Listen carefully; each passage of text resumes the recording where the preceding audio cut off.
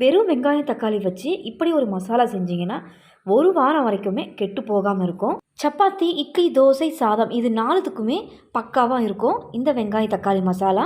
இந்த video first time பார்க்குறீங்கன்னா என்னுடைய சேனலை சப்ஸ்கிரைப் பண்ணிக்கோங்க. வாங்க இப்போ வீடியோக்குள்ளே போகலாம்.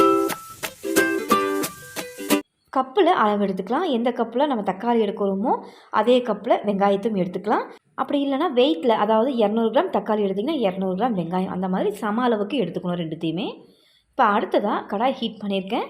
50 மில்லி அளவுக்கு எண்ணெய் சேர்த்துக்கிறேன். எண்ணெய் கொஞ்சம் தாராளமாக தான் இந்த கிரேவிக்கு இருக்கணும். இப்போ எண்ணெய் நல்லா சூடானதும் 1/2 ஸ்பூன் அளவுக்கு கடுகு, கூடவே 1/4 ஸ்பூன் அளவுக்கு உளுந்து, அடுத்து 1 இனுக்கு கருவேப்பிலை பொடியை நறுக்கி சேர்த்துக்கிறேன். 4-5 பூண்டு பல்ல தோல் உரித்து ஸ்லைஸாக கட் பண்ணி எடுத்துக்கோங்க. இப்போ இது நல்லா பொன்னிறமாக இந்த அளவுக்கு வரணும். இந்த அளவுக்கு வந்ததும் நம்ம 1 கப் அளவுக்கு எடுத்த வெங்காயத்தை ஆட் பண்ணிக்கலாம். வெங்காயத்தை நல்லா வதக்கி விட்டுக்கலாம். மூடி வச்சு வதக்கி விட்டுக்கோங்க. சீக்கிரமாக வெங்காயம் வதங்கி வரும். இப்போது 2 நிமிஷம் மூடி விட்டுக்கலாம். வெங்காயம் கலர் மாறி இந்த அளவுக்கு ரெடியாகி வந்திருக்கு. இந்த அளவுக்கு வந்ததும் நம்ம தக்காளி ஆட் பண்ணிக்கலாம். கிரேவி புளிப்பாக விருப்பப்படுறவங்க தக்காளி பழுத்த தக்காளியாக சேர்த்துக்கோங்க. கொஞ்சம் கம்மியாக புளிப்பு விருப்பப்படுறவங்க காய்வட்டான தக்காளியாக சேர்த்துக்கலாம். ஆனால் ரெண்டுமே 2 வகையான டேஸ்ட்டில் சூப்பராக இருக்கும் இந்த கிரேவி. இப்போ தக்காளி நல்லா குழைவாக வதக்கி எடுக்கிறதுக்காக நான் கிரேவிக்கு ஏற்ற மாதிரியே உப்பு சேர்த்துக்கிறேன். தக்காளி குழைவாக வதங்கி வரட்டும். அதுக்குள்ளே இதுக்கு ஒரு மசாலா ஒன்று ரெடி பண்ணிக்கலாம்.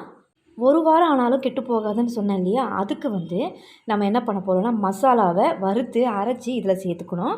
அதுக்கு கடாயில் ஒரு 1/2 ஸ்பூன் எண்ணெய் மட்டும் சேர்த்து 1 ஸ்பூன் தனியா, 1/2 ஸ்பூன் கடலைப்பருப்பு, 1 காஷ்மீரி மிளகாய், 4 வரமிளகாய் இது எல்லாத்தையும் நல்லா வறுத்துக்கலாம். கருகாமல் நல்லா வறுத்துட்டு ஸ்டவ் ஆஃப் பண்ணிவிடுங்க. ஸ்டவ் ஆஃப் பண்ணிவிட்டு மிளகையும் சீரகத்தையும் சேர்த்துக்கலாம். ஒரு 1/2 ஸ்பூன் சேர்த்து அந்த சூட்லேயே இது ரெண்டுத்தையுமே நல்லா இதை வறுத்துட்டு இதை நல்லா ஆற விட்டு நல்லா பொடி பண்ணி எடுத்து வச்சுக்கலாம். தக்காளி வதங்கிடுச்சாங்கிறத பார்ப்போம். பாருங்கள் ஃப்ரெண்ட்ஸ், தக்காளி நல்ல குழைவாக வதங்கியிருக்கு. வெங்காயம் தான் நமக்கு கண்ணுக்கு தெரியுது, தக்காளி தெரியவே தெரியல. இப்போ இதில் அந்த பவுடர் பண்ண பொடியை சேர்த்துக்கலாம்.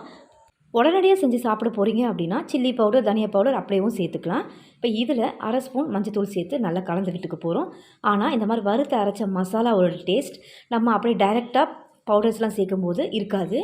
இது டேஸ்ட் வேறு லெவலில் இருக்கும். இப்போ இதை நல்லா கலந்து விட்டு ஒரு துளி தண்ணி கூட இல்லாமல் இந்த எண்ணெயிலே வதக்கி எடுக்க போகிறோம். இப்போ திரும்பவும் 1 ஸ்பூன் அளவுக்கு எண்ணெய் சேர்த்து 2 நிமிஷம் மூடி வச்சுக்கோங்க. ஏன்னா நம்ம மசாலா பச்சையாக சேர்த்தா தான் பச்சை வாசனை அடிக்கும். நம்ம வறுத்து சேர்த்தனால பச்சை வாசனைலாம் இருக்கவே இருக்காது. இந்த பவுடர் சேர்த்து இந்த வெங்காய தக்காளியோட நல்லா மிக்ஸ் ஆகிறதுக்கு தான் இந்த 2 நிமிஷம் நம்ம மூடி வைக்கிறோம்.